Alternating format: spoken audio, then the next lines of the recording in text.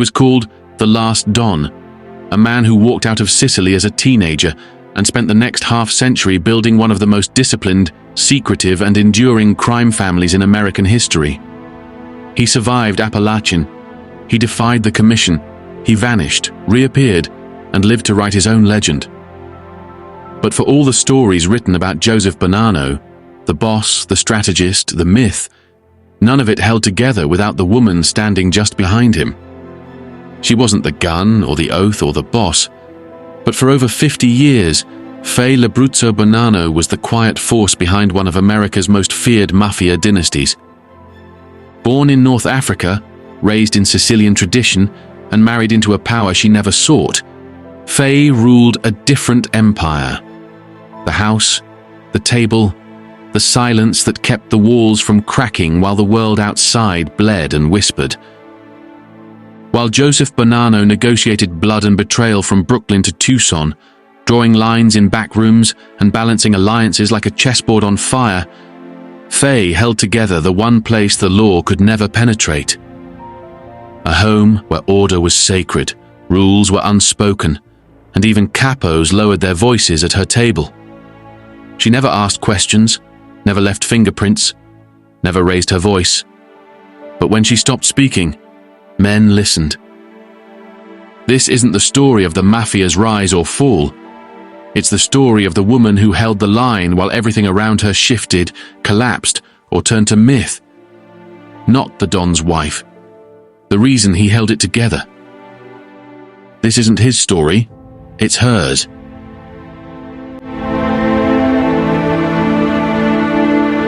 Before she was the matriarch of a mafia dynasty, before she was buried beside a man the world once called the Last Don, she was a girl born in Africa.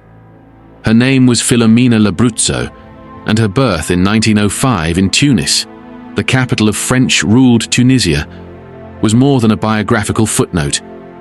It was the start of a life defined by geography, faith, and invisible power. Sicilian families had long migrated across the Mediterranean to North Africa. Tunisia had offered Italian immigrants work in agriculture and trade, especially as French colonial influence deepened. Many Sicilian Catholics settled in communities along the coast where the food smelled familiar and the churches rang out Mass in Latin. Faye's family were among them. They weren't poor and they weren't rich, but they were anchored in tradition, an old-world Catholicism where men kept to business and women ruled the interior. Her mother, by all accounts, was soft-spoken but immovable.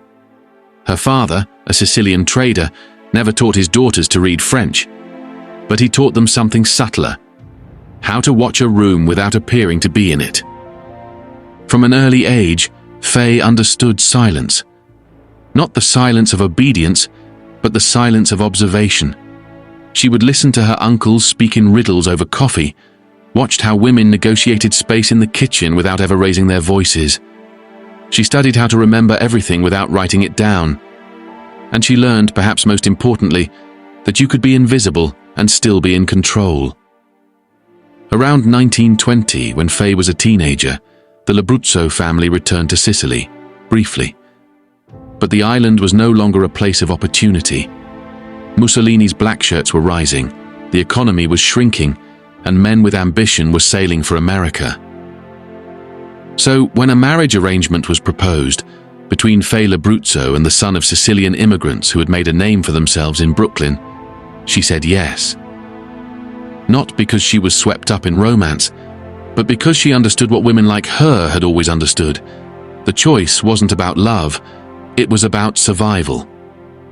And Joseph Bonanno was survival made flesh. She crossed the Atlantic alone. Her relatives escorted her to the port, but did not travel with her. She arrived in New York young, unmarried, and unaccompanied, an act that would have been scandalous in any other context. Except this one had already been arranged by men whose hands were in politics and liquor and land. When she met Joseph Bonanno, she did not faint. She did not blush. He would later say, "Faye wasn't like other girls. She didn't flatter. She measured." Their courtship was brief.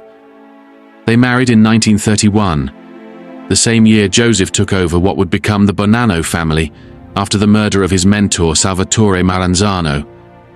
From the very beginning, Faye knew exactly who she was marrying. She did not ask questions about Joseph's meetings, never commented on the cash that moved in envelopes from the inside of his coat to the bedroom dresser. She didn't ask where the wine came from during Prohibition. But she wasn't passive. She managed the home like a fortress, paid the milkman in exact change, and scrubbed the windows herself, even after they could afford help. And when visitors came, she knew where to seat them and which teacups to use. No one ever drank from the same cup as Joseph. It was a rule she never explained. They lived in Brooklyn first, Greenpoint among other Castellammarese exiles. The women there knew who Faye was and who she belonged to. But she never bragged, and she never dressed extravagantly. She wore dark skirts, starched collars, and soft-soled shoes that didn't echo on the tile. She became a quiet force, the kind of woman whose absence in a room caused more discomfort than her presence. And in 1932, she became a mother. Salvatore Bill Bonanno was born, followed by other children. Faye ran the household not with harshness, but with a code of quiet excellence. Joseph was away often. He built his empire on loyalty and long absences. But Faye was always the same when he returned. Calm, exact, never theatrical. She didn't need to ask where he'd been. If he was home, he was hers. If not, she waited. One of her neighbors once remarked, "Faye never looked out the window." If she wanted to know something, it came to her. And it always did. Faye's children would later recall that their mother never raised her voice.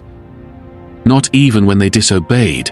Not even when the house was raided once in the late 30s. She simply cleaned up afterward and asked if anyone wanted tea. Bill Bonanno, in his memoir, said, "My father taught me strategy, but my mother taught me dignity.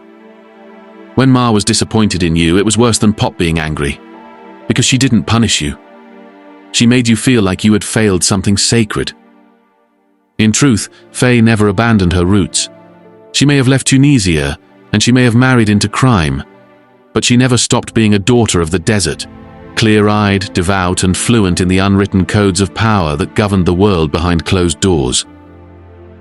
And as the 1930s turned into the 1940s, and as war came to Europe and money flowed through new hands in New York, Faye began to build something of her own. Not a criminal empire, not a public persona, but a sanctum. A place where tradition would survive, even as the world Joseph built began to change in ways neither of them could control. Faye Labruzzo didn't fall into marriage. She was placed there. The union between the Labruzzo and Bonanno families was not impulsive, it was strategic. Not a love story, but an alignment of blood, reputation, and temperament. Faye was selected with the same care one might use in pairing the right wine to a sacred meal, discreet, strong, and made to age without spoiling. Her cousin in New York had already described Joseph Bonanno in letters: ambitious, clean-cut, educated, and rising fast. The son of Sicilian returnees, Americanized just enough to adapt, but Sicilian enough to obey the old code. Joseph didn't drink to excess, didn't gamble, and most important to the Labruzzos, he wasn't reckless with women. In a world where betrayal was easy currency, Joseph's reputation for loyalty mattered. So did Faye's reputation for silence. She was young and in no position to challenge what the men of her family arranged. But she was not a victim. She understood that in their world, power was never taken directly by women. It was wielded through the men who underestimated them. Faye didn't resist the proposal. She just asked one question. "Does he speak in riddles?" When told that Joseph was quiet and precise, she gave a small nod. "Then I can live with him." They married in St. Joseph's Church in Brooklyn in 1931, a detail that would carry more irony than sentiment later, given that Joseph would come to be seen as the pope of his own criminal religion. But at the time, the ceremony was modest. No photographers, No brass band, just candles, rosaries, and a reception in a rented room behind a grocery shop in Williamsburg. She wore a dress of raw silk and no veil. Joseph later recalled that she looked like someone who belonged nowhere and everywhere at once. Their marriage began during a turning point in mafia history. With Maranzano assassinated and Lucky Luciano reorganizing the 5 families, Joseph was suddenly a young don with responsibilities far beyond his years. Faye, barely 26, became a boss's wife overnight. But she didn't act like one. She didn't demand jewelry, she didn't host banquets, and she didn't play hostess in front of mirrors. She watched, listened, adapted. In those first few years, she learned how Joseph conducted himself, how he never used the word mafia aloud, how he held court in whispers, not declarations, how even among men who carried guns, the most dangerous man was the one who didn't need to raise his voice. And Faye mirrored that code at home. If Joseph ruled outside, she governed the interior. She knew how to signal without drawing attention. If she brought espresso in 1 cup, it meant the guest was trusted. If she brought it in 2, it meant Joseph should be careful. No one was ever told this, but those who lasted around Joseph learned it. The old capos used to say, "Don't worry about what Bonanno says. Watch what his wife serves." In time, Joseph began to travel more frequently. Chicago, Buffalo, Montreal. Faye didn't ask where. When he returned, he found the house exactly as he'd left it, clean, calm, alive. The children were fed, the books were dusted, the windows gleamed. She didn't keep a journal, but kept the household clock wound and the stovetop spotless. When Joseph was inducted into the commission alongside bosses like Joe Profaci and Vincent Mangano, Faye was already preparing Sunday lunch. She served anchovy-stuffed peppers and insisted Bill iron his collar. In her world, power didn't earn you a night off. It gave you more responsibility. She never pretended Joseph was a businessman.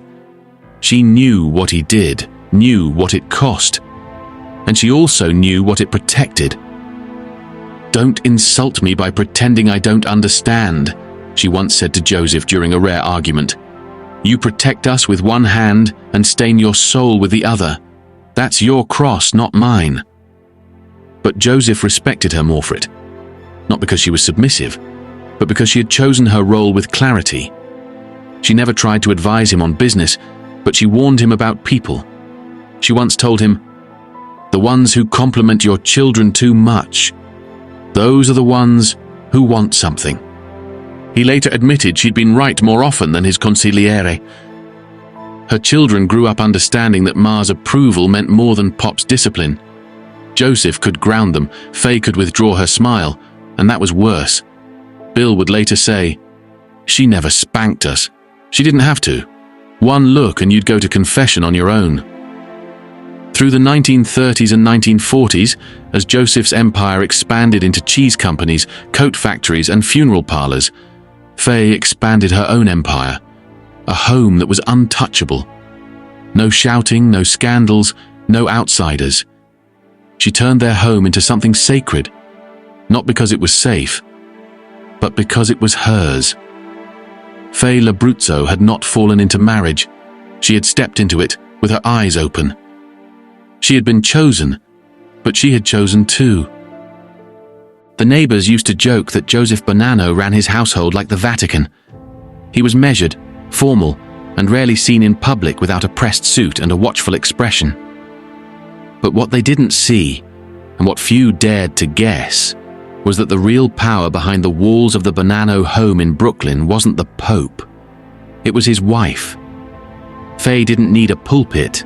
She had a kitchen. By the early 1940s, the Bonanno household had grown. Their eldest, Bill, was now a wiry teenager learning to navigate 2 contradictory legacies: the father who ruled in code and crime, and the mother who ruled in silence and starch. Faye's influence was constant, quiet and absolute. She was the only person who could interrupt Joseph and not be corrected. She might walk into a room carrying biscotti on a tray, glance at a visitor once, and with that look, Joseph would politely shorten the meeting. In his memoir, he admitted, Faye had a way of seeing people as they were. She didn't care about what they wore. She looked at how they waited. If Joseph was the brain of the operation, Faye was its intuition. She never pretended to be ignorant, and she never pretended to be impressed. "I married a man, not a god," she once told a young family friend who had gushed about Joseph's legendary status. "He snores, he spills coffee, and he needs reminding to floss." She had a sharp tongue, but she used it sparingly, only when it would land, and it always did. One afternoon, when Bill brought home a girl wearing too much lipstick and chewing gum like it owed her money, Faye didn't scold her. She smiled, offered her lemonade, and said, "You don't need to sell yourself, dear. You're already in the house." The girl left early, and Bill never brought her back. Faye had rules, not many, but they were ironclad. No shoes on the carpet, no slamming doors, no lying, not to her, not even by omission. And the most sacred rule, never humiliate the family. Not in public, not in private, not even in thought. Joseph once broke that rule, not intentionally, but in carelessness. He let his voice rise during a phone call in the hallway. Faye didn't say a word that day, but at dinner she served soup with no salt. When he took a sip and grimaced, she said calmly, "Control your seasoning. Control your temper." He never raised his voice at home again. She wasn't religious in the performative way, but her faith was bone deep. Morning prayers were said aloud, not for show, but to mark the hours. The crucifix above the stove had been blessed 3 times, by a priest in Palermo, a bishop in Brooklyn, and once by her own mother with olive oil. Faith didn't make her soft, it made her precise. She didn't pray for Joseph's safety, she prayed for his clarity. In the evenings, after dinner was cleared and the children were upstairs, she would sit with her sewing basket and listen to the floor creak as Joseph paced. Once he confessed to her that he wasn't sleeping well. He was being watched, tracked. A federal subpoena might be coming. She threaded her needle without pausing and said, "Then stop walking like a guilty man and start walking like a husband." When the FBI raided their home briefly in 1943, they found nothing. Not a scrap of paper, not a ledger, not a single photograph that showed Joseph with anyone of interest.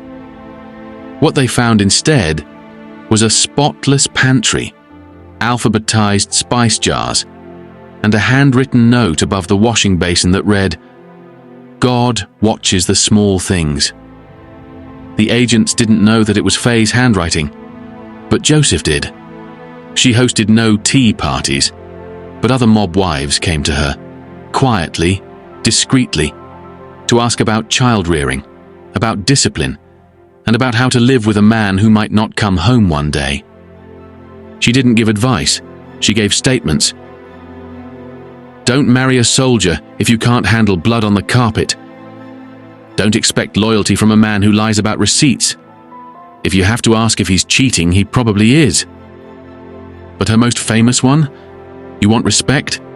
Then stop crying and learn to make bread. She never raised her voice, never raised her hand, but no one ever forgot when she raised her eyebrow.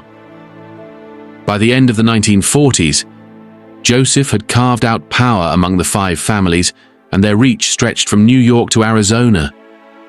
The maps said New York was the capital of the American mafia. But Faye Bonanno had her eyes on Arizona long before her husband did. It was the early 1940s when Joseph first bought property in Tucson, a modest home on the edge of desert country, framed by low mountains and cactus-shadowed roads. Officially, it was for business. Unofficially, it was Faye's idea. "We need a place where the kids can breathe," she told him. "Some where the walls don't listen." Joseph didn't argue. He rarely did when she said something like that. And though he signed the deed, it was Faye who made Arizona feel like a home, not a hiding place. Most people imagine mob wives fleeing to the desert after indictments, after betrayals, after exile. But Faye? She went early, on purpose. She chose the sun before the shadows ever reached them. Her reasons weren't romantic. She wasn't chasing serenity. She was strategic. She saw how tightly the net was closing around New York's underworld, saw the whispers, the flashbulbs, the sudden deaths followed by silent funerals. She didn't run. She just expanded the borders of her life before anyone else noticed she needed to. Tucson in the 1940s wasn't glamorous.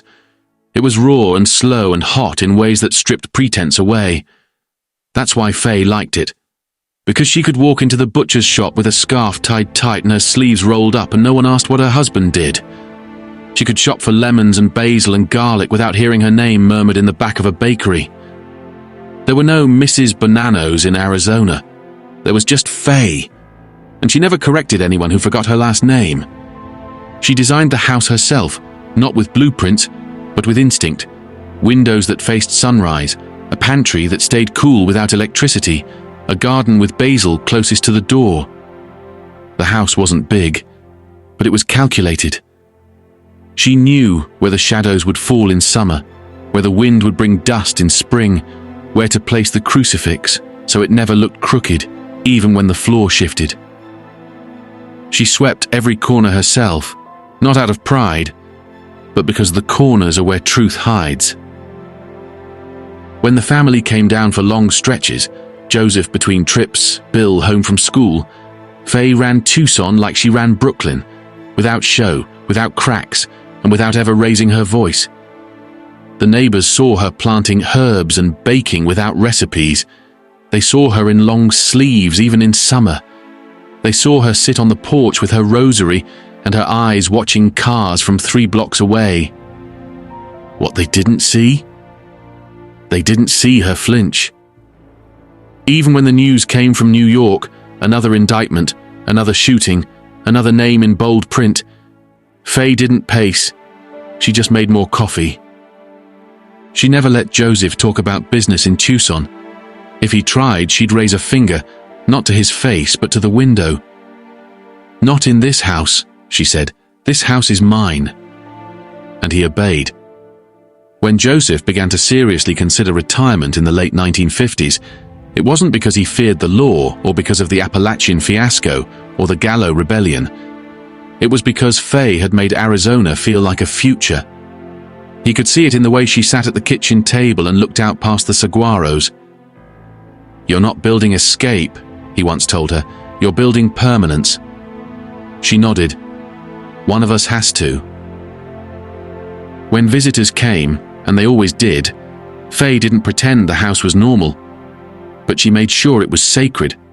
No alcohol before noon, no gossip at the table, no guns on the furniture. Ever. If someone forgot, she didn't scold. She'd simply slide a dish towel over the weapon and place it in a drawer. "We don't eat next to death," she once said. Arizona became the sanctuary, but only because Faye had willed it into being. She told her children, "This is where you remember who you are when the city forgets." And when the family fractured later, when betrayals came, when names flipped, when Joseph's power waned, it was Tucson that remained untouched. Not because it was far, but because it was hers. By the time Joseph would officially retire to Arizona in the 1960s, Faye had already spent 2 decades building the rhythms of their desert life. Morning bread, midday prayer, evening basil in the pot. She made the house a place where no one yelled and no one lied. Because even if the empire collapsed in New York, there had to be one room in the world where silence still meant safety. And that was Faye's vision, not exile, but home. They called him the Pope of the American Mafia, but the holiest room in the Bonanno house wasn't Joseph's study, it was Faye's kitchen. Her stove was her altar, her ladle a gavel, and her apron, A vestment tied not out of domesticity, but out of devotion, to order, to decency, and to a private code of grace that could only be enforced in silence. Faye didn't believe she was saving souls, but she knew she was feeding them. The kitchen in Brooklyn was narrow, tiled in white, and lined with a rosary of hanging pans polished to a shine. The counters were kept bare, the knives never faced upward, and the tablecloth was changed every Friday, even when there were no guests. Her sauce always started with onion and garlic, never just garlic alone. The basil had to be torn, not cut. And the stock was left to simmer during the Angelus bell, so it could absorb the hour without interruption. She didn't cook to impress, she cooked to hold something together. The men may run outside and call it business, she once told her daughter, but inside you need rules they can taste. And she meant that literally.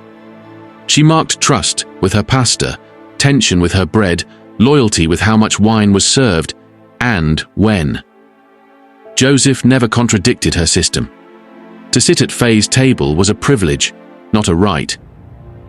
Joseph's associates, capos, earners, button men knew this. Some called it the kitchen commission. If you were invited to eat, you were being watched. If you were invited twice, you had passed.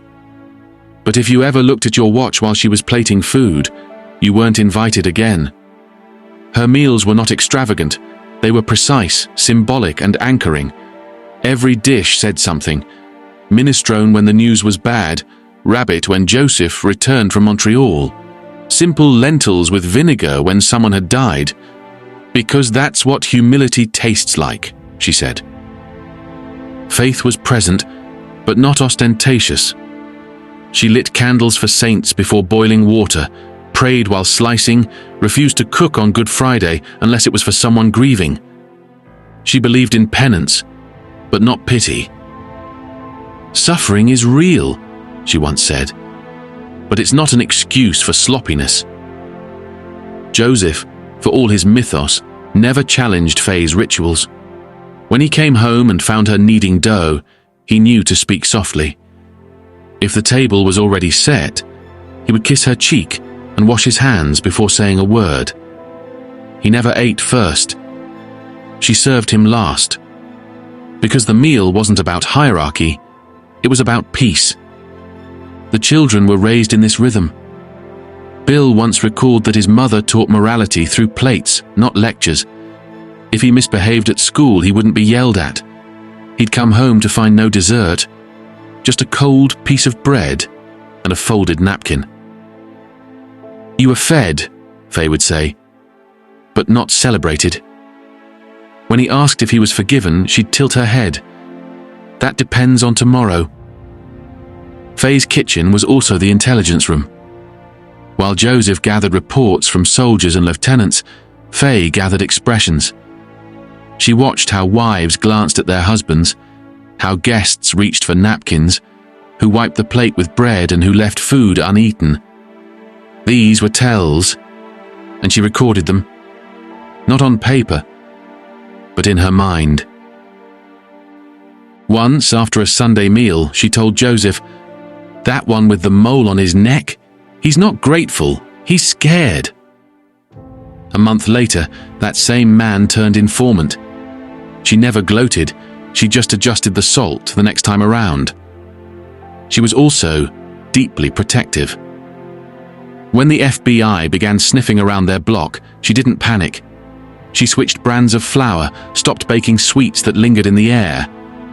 She kept the windows closed even in summer, not to hide, but to deny them the dignity of her routine.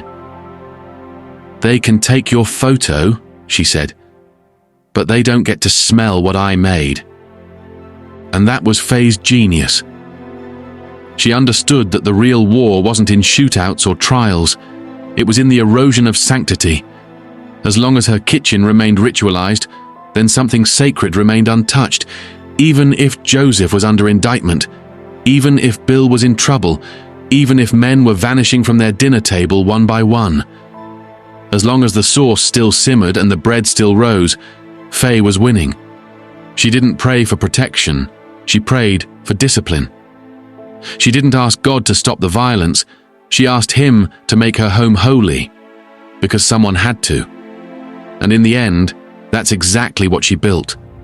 Not just a kitchen, not just a meal, but a theology. One based on consistency, restraint, and dignity in the face of chaos. It happened in the cold woods of upstate New York. 100 mafiosi gathered at the home of Joe Barbara, hoping to map the future of American organized crime. They brought suits, cigars, and the false comfort of secrecy. But by the end of the day, they were running through the snow in dress shoes, scattering into the trees like hunted men. The Appalachian meeting of 1957 wasn't just a raid. It was a revelation, to the press, to the FBI, to the public, and, most disturbingly, to the women who had built their lives around men who claimed they were invisible. Faye wasn't at Appalachian, but she may as well have been. She felt the tremors before the headlines broke, felt them in the briefcase Joseph didn't open when he returned from the city, in the unusually quiet tone of the Sunday phone call with Bill, in the way Joe stood a moment longer at the front window, watching the desert beyond their Arizona home as if it might answer him. On November 14, 1957, over 60 suspected mafia leaders were arrested by New York State Police in Appalachian, New York. The gathering, disguised as a social event, was intended to settle disputes, reaffirm alliances, and reinforce the Commission's grip on organized crime nationwide. Joe Bonanno was not arrested. He later claimed he hadn't attended at all, that he'd been sick with the flu. But his absence raised eyebrows. For a man known to prefer discretion over confrontation, it seemed calculated. He may have avoided the raid, but not the fallout. Back in Tucson, Faye absorbed the silence. She did not ask what happened in New York, and she didn't need to. The air in their house shifted, as if it knew something had cracked. Joseph paced more. He took his calls farther from earshot. The trusted associates from Brooklyn stopped showing up unannounced, and Faye, ever vigilant, returned to old routines, starching curtains, replacing tablecloths, baking more often, as if steadiness could be conjured by yeast and heat. She had always kept herself just outside the boundary of Joseph's business, but now that line blurred. The newspapers no longer whispered. They printed names, photos, maps. They named her husband directly, one of the bosses believed to have organized the summit. The FBI, for the first time, spoke plainly. The mafia was real. It had a structure, and it had leaders, and one of them, according to surveillance, was Joseph Bonanno. Faye knew better than to flinch. She'd spent decades building an ecosystem of control, not over Joseph, but over the one part of his empire she could claim, the sanctity of home. Now, as the outside world shifted its gaze toward them, she doubled down on discipline. She instructed the children to use the back gate instead of the front. She started ironing Joseph's shirts twice, even when the first pass was perfect. She kept the windows closed when reporters lurked in the neighborhood. And when the phone rang after midnight, she answered with the same 4 words every time. Nothing is out of place. Because as long as the world inside her home remained intact, she believed, the world outside could scream all it wanted. Still, Appalachian marked a turning point. Joseph's influence was intact, but no longer unquestioned. Law enforcement intensified scrutiny, allies grew wary, and enemies within the 5 families began to view Bonanno as vulnerable. Too traditional, too isolated, too insulated by a world that no longer obeyed silence. Faye understood the subtext.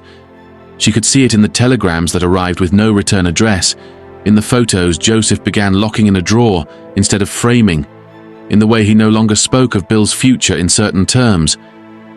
She said nothing, but she saw everything. The press, emboldened by the Appalachian raid, began to speculate about the wives, the mothers, the silent women behind the syndicates. Some were portrayed as clueless, others as co-conspirators. Faye was neither. She wasn't mentioned in the newspapers, because she had left nothing behind to be found. Her name was on no deed, no business, no letterhead. There were no photographs of her with known figures, no wiretaps featuring her voice. Not once did a government file suggest she had knowledge of specific criminal activity. But those closest to the family knew better. Faye didn't need to hold evidence. She was the evidence. Of discretion, of loyalty, of control. In the months following Appalachian, Joseph began spending more time in Arizona. Whether it was self-imposed exile or a strategic retreat, Faye never asked. She simply adapted. She changed the locks, replanted the rosemary by the front step, bought a new set of teacups, plain porcelain this time, with no identifying patterns. And when Joseph asked her why, she simply said, "Because this time, they're looking for fingerprints." For years, Faye had avoided imagining it. She had kept her eyes on her stove, her prayers short, and her expectations quiet.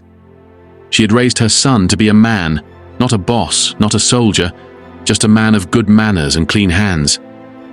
But in the wake of Appalachian, as the mafia's old guard fractured and federal attention surged, Joseph Bonanno turned to the only successor he trusted, his son, Salvatore Bill Bonanno.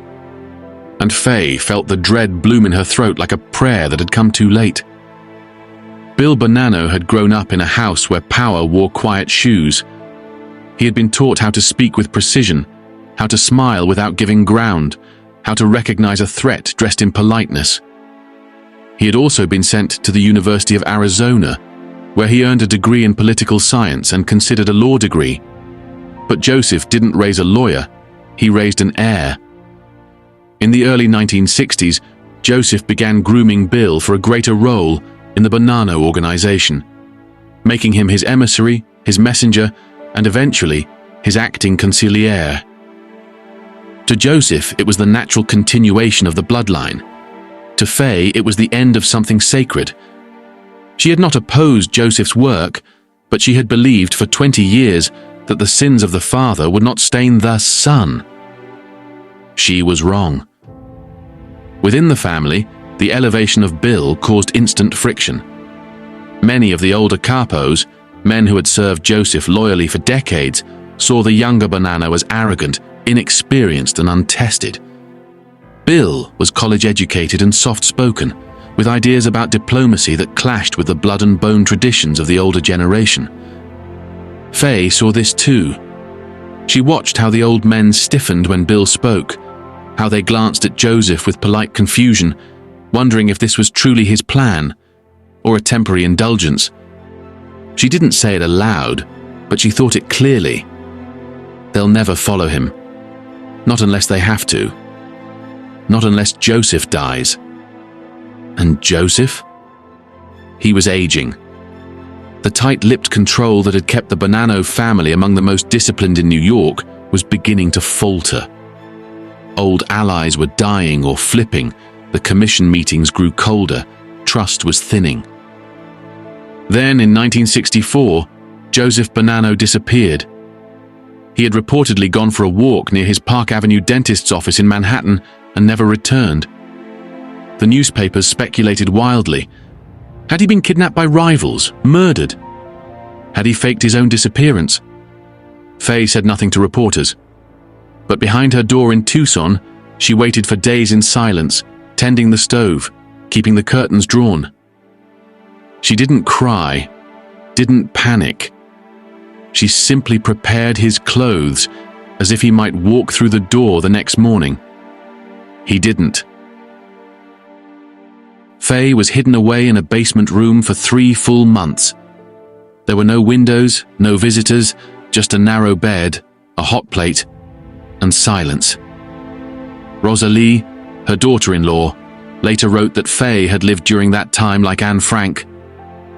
And yet, she never once complained, never asked how long it would last, never even asked who had taken her husband or why. When it ended, she emerged exactly as she had gone in, calm, composed, iron-willed. The same woman who once ran a kitchen like a court now knew what it meant to disappear completely. And she did it for survival, not hers. Joseph's. For 19 months, Joseph Bonanno was gone. No body, no calls, no confirmation. And in that vacuum, Bill stepped forward. To outsiders, the succession looked official. Bill was now the acting boss of the Bonanno crime family.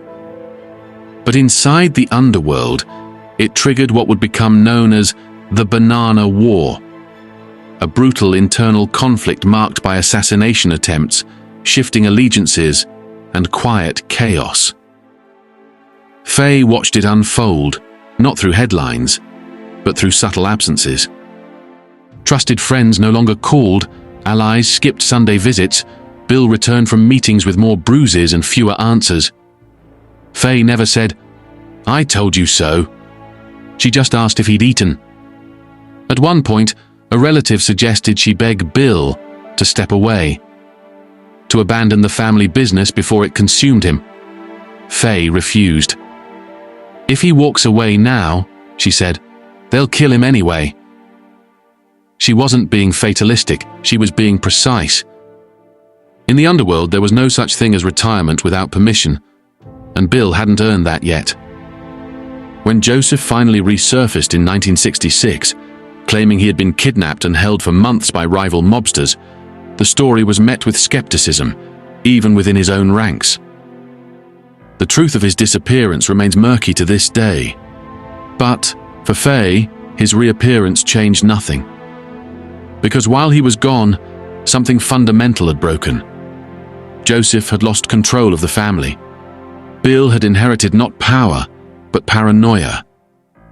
And Faye, who had spent her life controlling everything within her reach, could no longer protect either of them.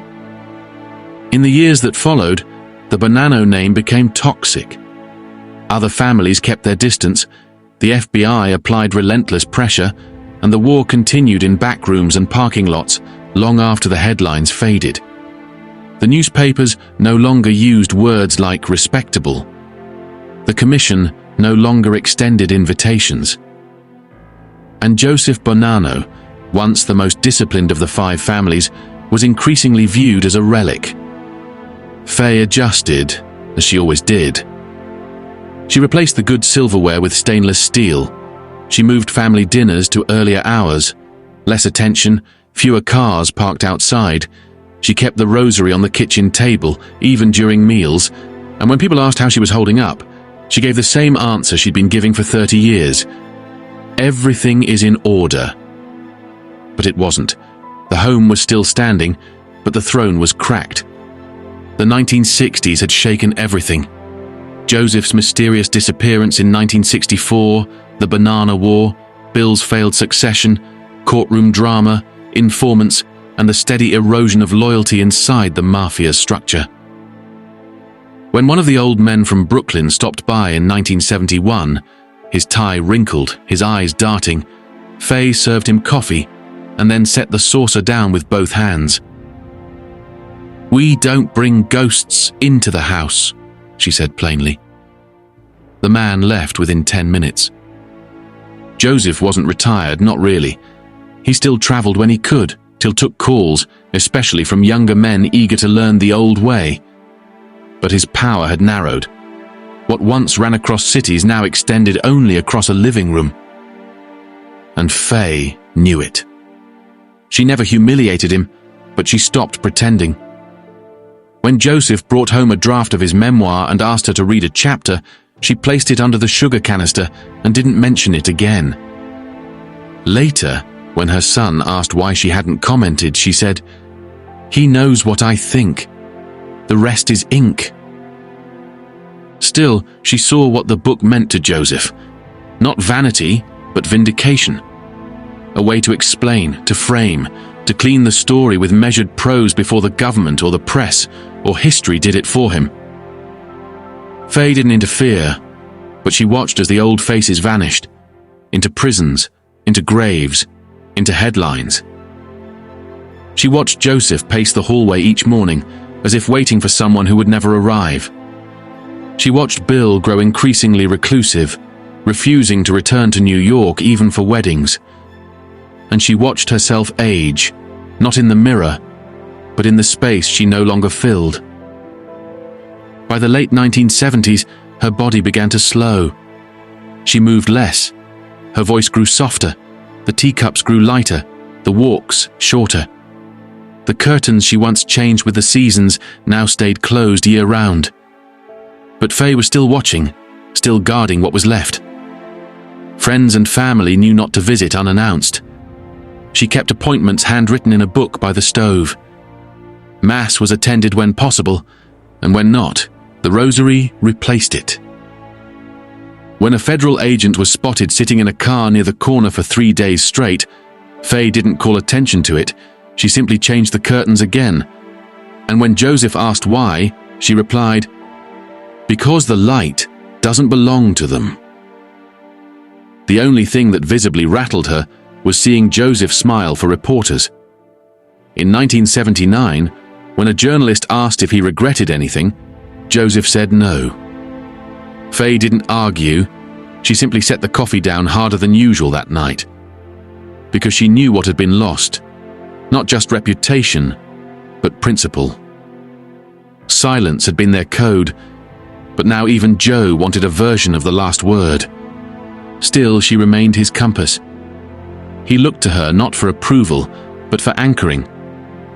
She never offered praise, never patted his hand, never quoted scripture. But when he asked her, late one evening, whether she believed history would understand him, she said, "If it doesn't, that's your fault, not theirs." And then she turned back to the stove. The grandchildren visited often in those years. Faye made them bread with sugar baked into the crust and gave them each a string of smooth wooden prayer beads, telling them to keep it in the drawer closest to their heart. When asked why, she said, "Because every name becomes a burden. So carry something lighter." By 1981, she was walking less and sleeping more. Joseph, for all his legend, didn't quite know how to cope. He asked if she needed a nurse. She said no. He asked if she wanted to travel. She said she had already seen the only places that mattered. He asked if she wanted anything before bed. She answered, "A clean floor," and silence. She had never asked for much, and she didn't start now. Even as her body gave out, she remained silent, not stoic, but disciplined. Bill remembered it all. He never forgot her birthdays, her name day, or her quiet devotion. He sent her flowers every Valentine's Day, even when the world around them was falling apart. And when she finally slipped away, Rosalie said she had never seen Bill so broken. Not during the trials, not during the war, not even during his father's disappearance. Because this wasn't just his mother. She was the one person in his life who never flinched. Not once. Not ever.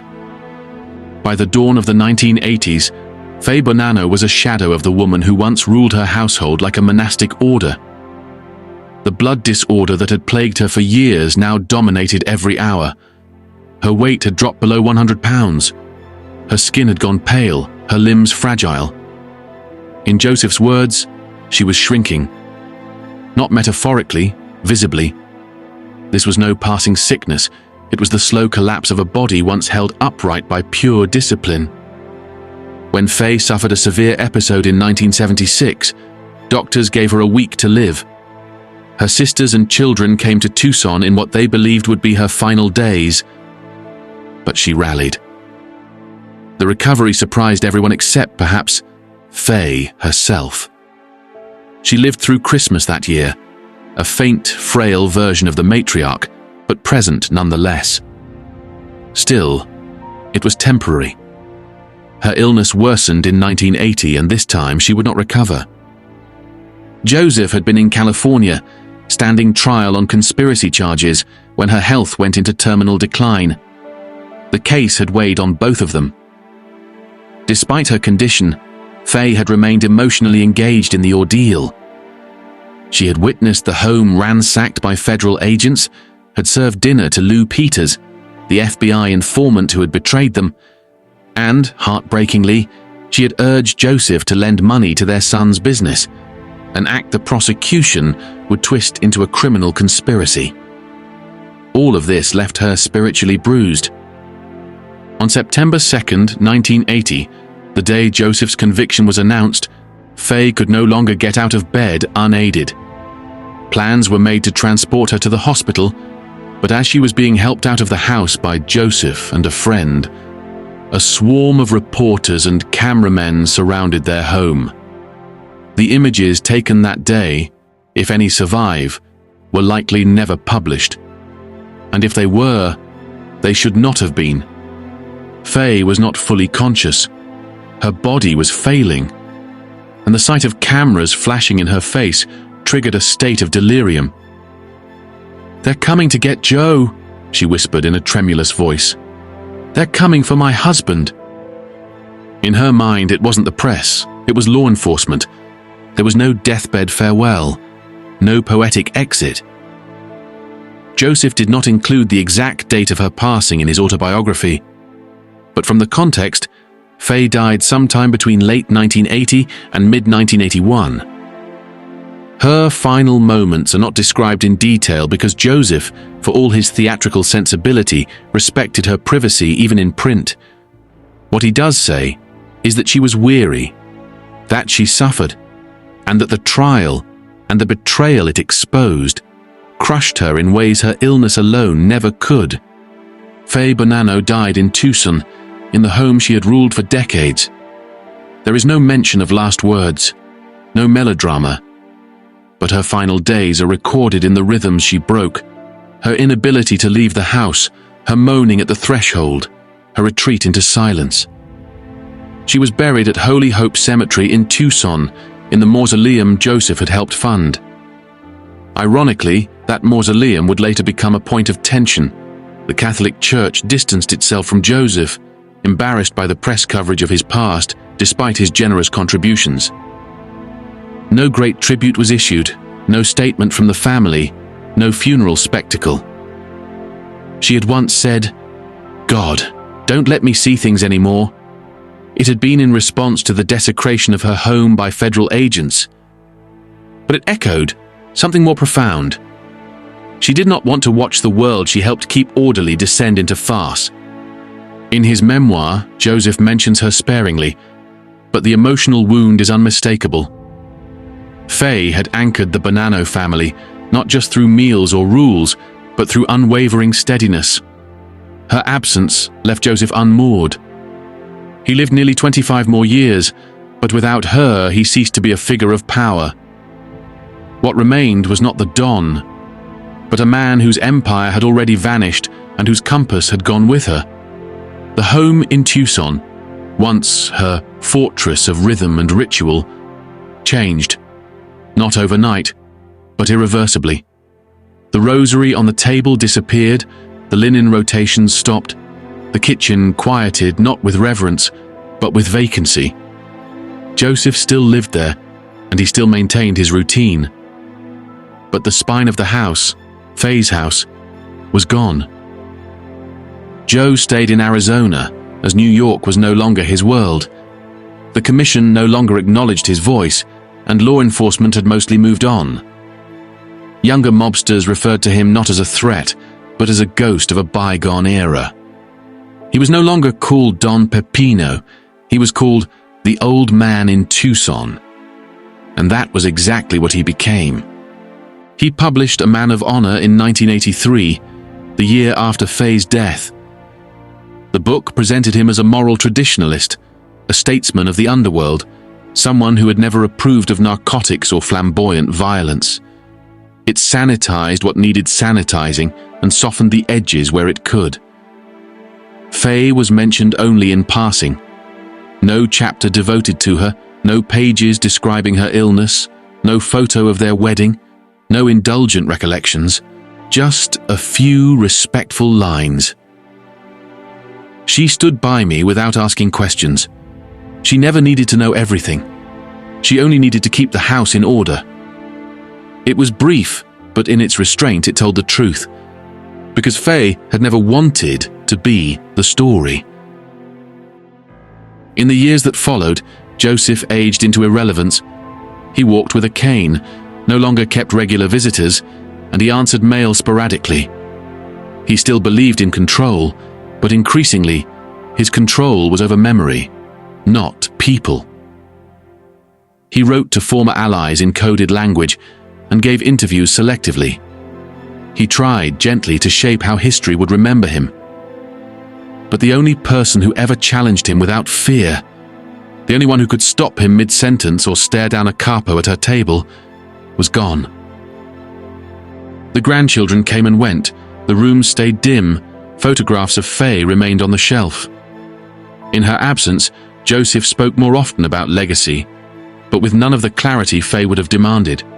He gave cryptic quotes to journalists, told younger men they'd never understand how it used to be, and quietly, privately, he mourned the one person who had never needed to understand. In his final years, Joseph retreated into religion, not performatively, but sincerely. He attended Mass when he could, confessed to priests who didn't ask questions, gave money to local churches, quietly, always in cash, and never remarried. Not because he couldn't, but because he wouldn't. He died, surrounded by family in Tucson on May 11, 2002, aged 97, with no trial pending, no empire left, and no Faye beside him. The headlines called him the last Don. The newspapers rehashed Appalachian. The FBI files resurfaced. The myth was revived. But for those who had seen him after Faye's death, the truth was simpler. Joseph Bonanno had outlived his era, but he had never outlived her absence. Her silence had once filled a home, and when it left, so did the last structure he truly feared.